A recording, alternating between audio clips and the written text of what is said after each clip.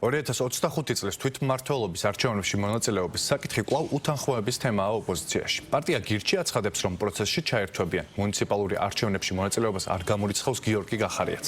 ოპოზიციური პარტიების უმრავლესობა კი თვითმმართველობის არჩევნებში მონაწილეობაზე მხოლოდ იმ შემთხვევაში იმსჯელებს, თუ ახალი საპარლამენტო არჩევნები დაინიშნება და აქციების დროს დაკავებული პირები გათავისუფლდებიან.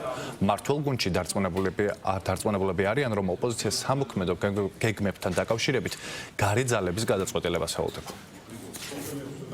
არსებობს კონკრეტული პირობები და ეს არის ორი პირობა, ეს არის ახალი საპარლამენტო არჩევნები, ახალი ადმინისტრაციით, ახალი წესრიგით მარჩევის საარჩევნო დავების სასამართლოში ნორმალურად განხილვის შანსით და ეს არის პოლიტპატრიოტების ყველასი უპირობო გათავისუფლება. ამის შემდეგ არსებობს ალბათობა, რომ მიიღოთ არჩევნებში მონაწილეობა. ცხადია, რომ ჩვენ ვემზადებით არჩევნებისათვის, მაგრამ მთავარი საკითხი არის, რომ ჩვენ მივიღოთ ახალი საპარლამენტო არჩევნები და იქამდე მოხდეს პოლიტიკური პატიმრების გათავისუფლება, ამიტომაც ადგილობრივი არჩევნები და ადგილობრივი არჩევნებისათვის მზადება დღეს არანაირად არ დგას ჩვენს დღის წესრიგში, მაშინ როდესაც ქვეყანას ყავს 50-ზე მეტი პოლიტპატიმარი. ჩვენ გვაქვს გადაჭრით პასუხი, რომ არსებულ სტატუს კვოში, სადაც ეს პირები ატარებენ არჩევნებს, სადაც ცესკო ეკუთვნის მათ, სადაც მიდის რეპრესიები მედიის, აქტივისტების, პოლიტიკური პარტიების მიმართულებით, სადაც ყოველდღიურად ბრალს დებენ 2008 წლის ომში საქართველოს, სადაც ვერ ადგენენ 9 აპრილი ვინ მოაწყო, სადაც ვერ იგებენ გიორგი ამწუხელიძე რა შეეწირა. ამ ხალხთან ერთად რა არჩევნებში გადიან. ძირითადად ეს არის რაღაც გარკვეული მცდელობა იმისა, რომ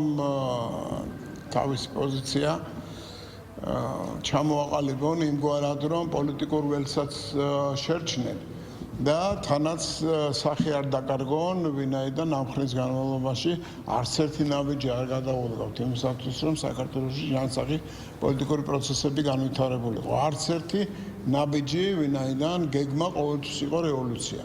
არ შეცვლილა ეს გეგმა, ლოზუნგი არ შეცვლილა, მიუხედავად ამ ასთა სხვაობისა, ზოგიერთ სხვადასხვაობისა, ზოგიერთ საკითხზე არის გეგმა, გეგმის მთავარი მიზანი არის ის, რომ საქართველოში ხელისუფლება ძალისმიერი მეთოდით უნდა შეიცვალოს. ისინი ელოდებიან მითითებებს. რა მითითებები იქნება გარედან თავიანთი პატრონებისგან, რასაც უბრძანებენ, იმას თავდახრილი გააკეთებენ. დღეს შეიძლება თქვან, რომ არ ვიღებთ მონაწილეობას, მაგრამ როგორც კი ხვალ წამოვა პატრონებისგან ბრძანება, რომ უნდა ჩაერთონ და მიიღონ მონაწილეობა არჩევნებში, რა თქმა უნდა, მყისიერი გადაწყვეტილება იქნება, შეიცვლიან იმ დამოკიდებულებას და არჩევნებში მიიღებენ მონაწილეობას.